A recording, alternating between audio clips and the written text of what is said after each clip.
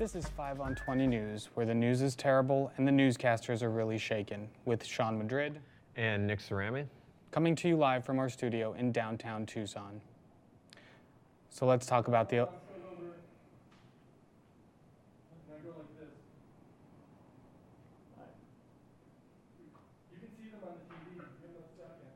Oh, okay. Before you start. Okay. The TV behind you guys on actual live. Okay, which we can't see.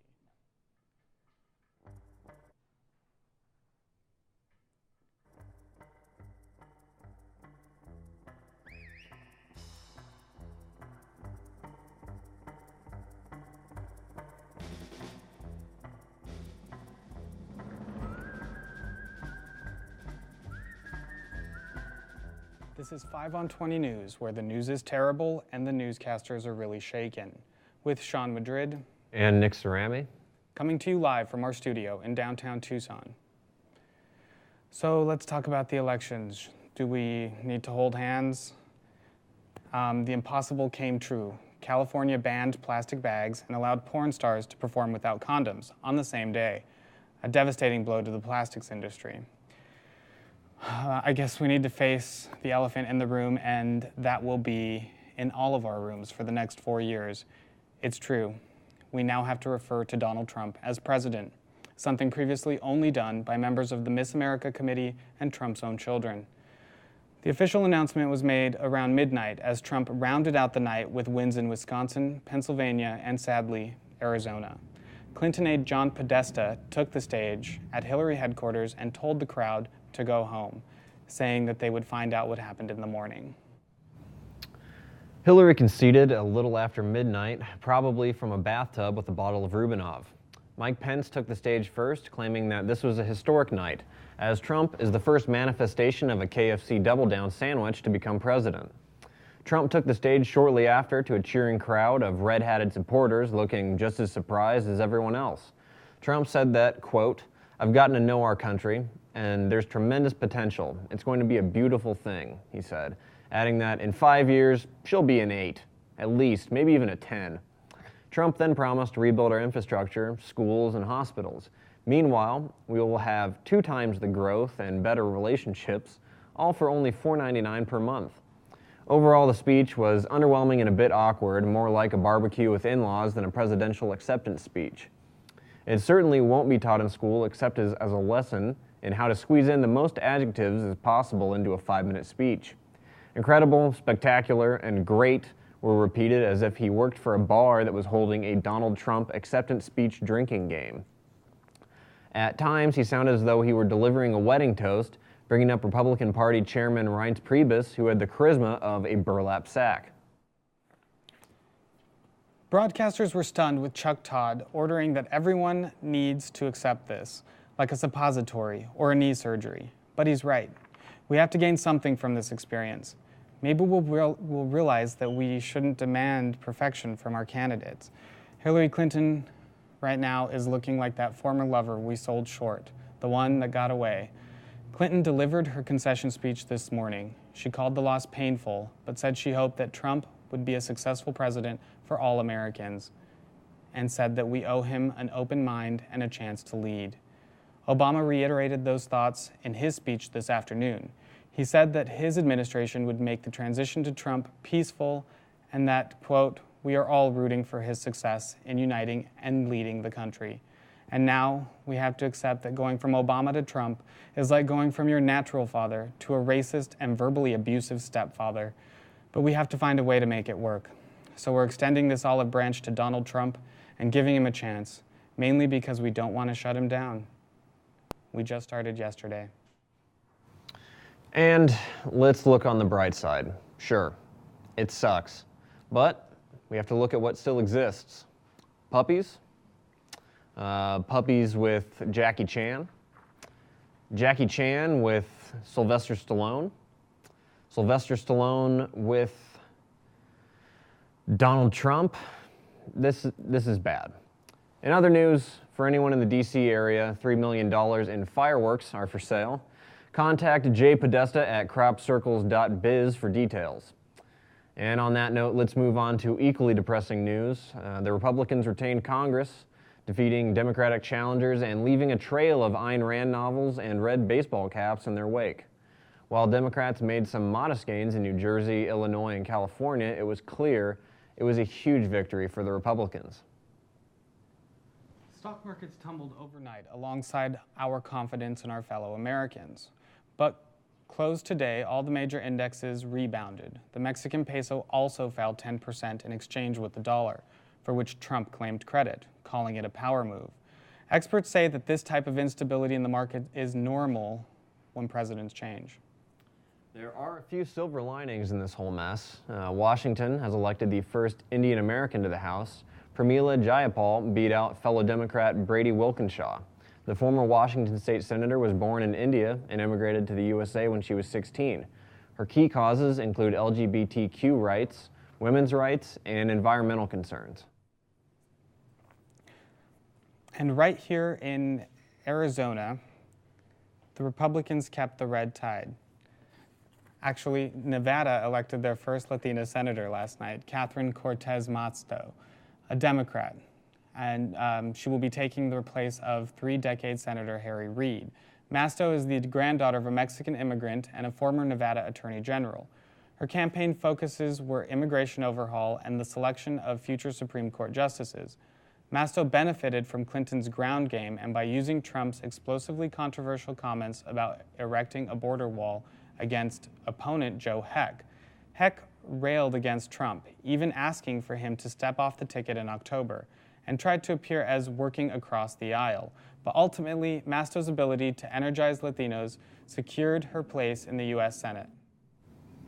Also, Oregon elected the first openly LGBT governor, sort of.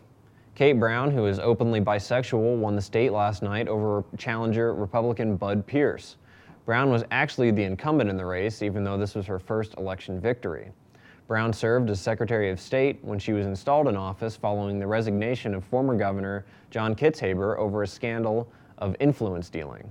The new governor did not choose to come out as bisexual, but was outed in the 1980s. Brown now embraces her LGBT identity and has been married to her husband since 1997. And right here in Arizona, the Republicans kept the red tide rolling. They captured virtually every contest in the state, including a Martha McSally win over Democrat Matt Hines. John McCain seems to have developed some sort of Stockholm syndrome in the Senate as he coasted into his sixth term. Now there's a 30% chance he will die while signing a bill to defund Planned Parenthood. Maricopa County Sheriff Joe Arpaio is out, and that is something to cheer about. The reviled lawman has served the county for 3 decades, but lost to Democrat Paul Penzone last night by 7%. Maricopa County voters have been awfully forgiving up until now. Arpaio has weathered many scandals related to racial profiling, sex abuse, mistreatment of prisoners, and more. Perhaps the last straw was when he was charged with criminal contempt of court 2 weeks ago, because lying is the worst possible offense. County taxpayers are probably just pissed they have to pick up the $72 million tab for his legal defense fees. Clinton urged voters to dump Arpaio at a rally last week, while Trump applauded his efforts. Let's hope that doesn't mean there's a cushy Trump job in Arpaio's future. And California, Massachusetts, and Nevada managed to do something we could not: free the pot smokers. Prop 205, which would legalize weed for individuals 21 and over, was defeated in our state. Now, marijuana will remain prescription only for the foreseeable future. The No on Prop 205 campaign was funded by Discount Tire, the Arizona Chamber of Commerce casino magnate Sheldon Adelson, a prison food supplier and the maker of fentanyl and synthetic THC.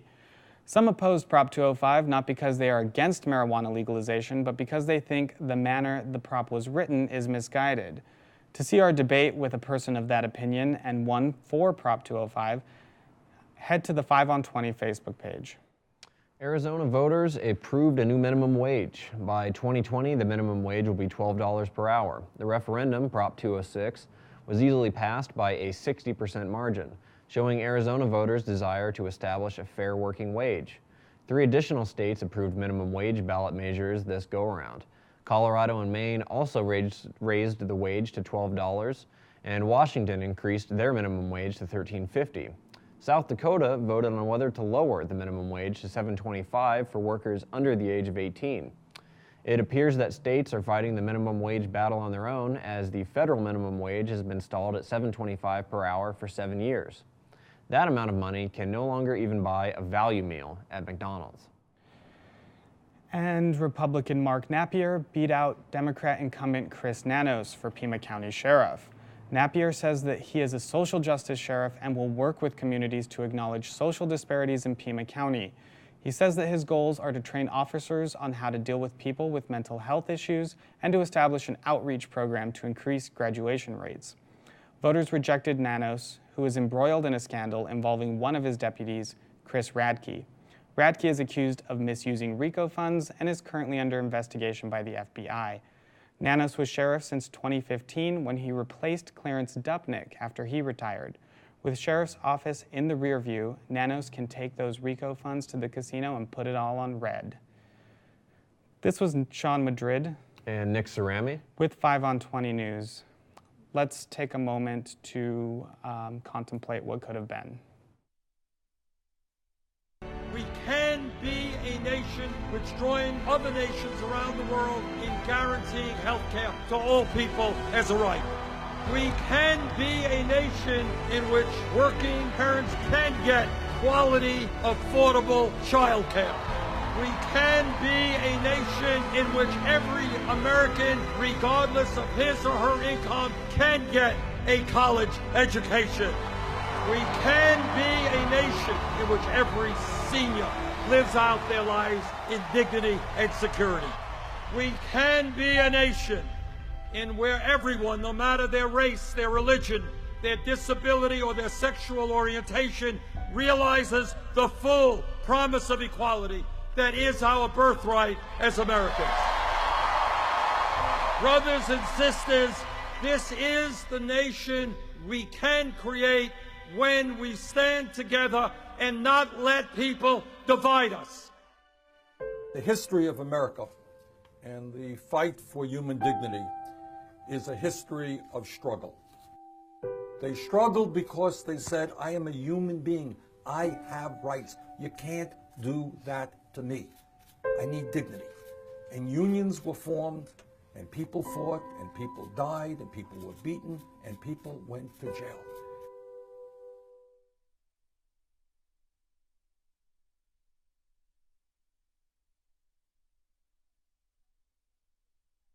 Here from KXCI to share with you a little of what's curious or quality this week in local music. But first, I have to say something important to me. Today, no matter who you voted for yesterday, we all woke up in a strange world. Yes, it's stranger to some because Donald J. Trump will be our next president, but strange for everyone because we are a terribly divided country. When it's increasingly difficult to reconcile the beliefs of the other with your own, it's increasingly easy to be afraid of those beliefs and the people who hold them. We can approach them with fear and suspicion, or we can try to connect, communicate, and understand. This is one reason why the value of music runs much deeper than that album or that show or this frontman. From Beethoven to Bob Dylan to Kanye, music has been a tool of protest. Use it. But remember this, it is also a tool of communication. And music gives you the power to communicate more honestly and directly with other human beings than all the politicians and pundits. To musicians, be wise, be kind, be brave in the music you make. I believe that at its core, music is a means for humans to come together across the greatest of communication barriers. How can we use that now, when we need it more than ever? The only way to know is to start without fear today. Okay, moving on to the lighter side of this week. If you're looking to go out tonight and lose yourself in some emotionally intelligent rock and roll, head to Congress for Car Seat Headrest. Will Toledo's poetic lyrics are the hallmark of this band, so listen carefully as you dance like the broken-hearted punk kid that you are. Also this week, The band, formerly known as Jazz Telephone, now called Haboob, is having a record release party. The record came out a while ago, but this is your chance to fall in love all over again. And hearing Haboob live never fails to uplift my spirits. The ever-shifting lineup is always packed with some of this town's most talented musicians. This band is so tight and so dynamic, they're sure to win your heart. And that's at Tap and Bottle at 8:30 p.m. tomorrow. This weekend, the creative Tucson team went to Night of the Living Fest, and we had a hootenanny of a good time. The atmosphere of this festival was joyful and supportive, with a mix of local bands and touring groups. There were a lot of friendly faces and amazing performances. Night of the Living Fest is our own homegrown festival, and as predicted last week, this year was the biggest and best yet. Show footage and interviews will be going up on our website as we perfect them, so be sure to check that out. For now, here's a roundup of our weekend. Enjoy. Night of the Living Fest, right?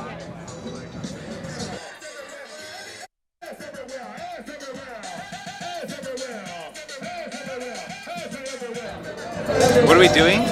What are we doing here tonight? What are we doing here tonight? Oh, we're here to see some music. We're here to see some music. No. No.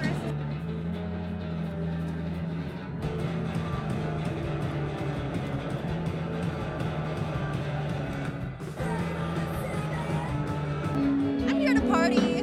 Have some fun. My kid works here. My Nolf crush. Oh, Mr. Jordan Owen. Let's go with Mr. Jordan Owen from Guantanamo Baywatch. Yeah, what's up, Jordan from Guantanamo Baywatch? My NOLF crush is standing right next to me, so I'll save myself some embarrassment and just leave it at that. Let's leave it on camera. Yes.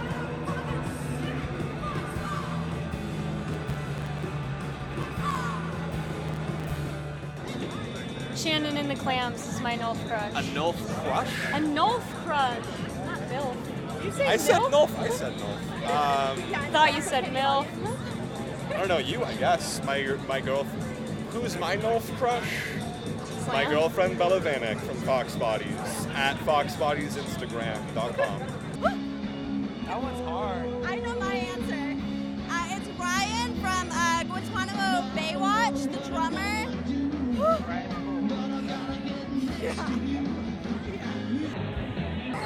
Crushes at NOLF? All of you people. All the guys that are on stage right now from Shannon and the Clams. What color is my underwear? Probably black. Camouflage. Blue. And we say good morning. we say good morning really loud, really Good prolonged. morning. Good And then touch morning. My 8-year-old sister picked out my outfit, and I did a bong rip and did some shots of tequila. I had some water. I had a beer. That's about it. I haven't showered in 2 weeks. That's public knowledge. I'm not gonna tell them. I'm not gonna. If NOLF had a mascot, it would be a fucking train with sunglasses to hide how high that train is. Kenny Loggins, I think. One of those glow-in-the-dark skeleton suits. That like goes all the way. Yeah, It's Night of the that would be the mascot of Night of the Living Fest.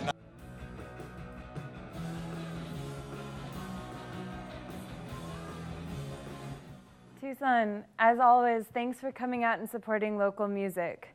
Be good friends and friendly family. Take courage, and remember, when the Titanic sank, the orchestra played on. I will see you next week.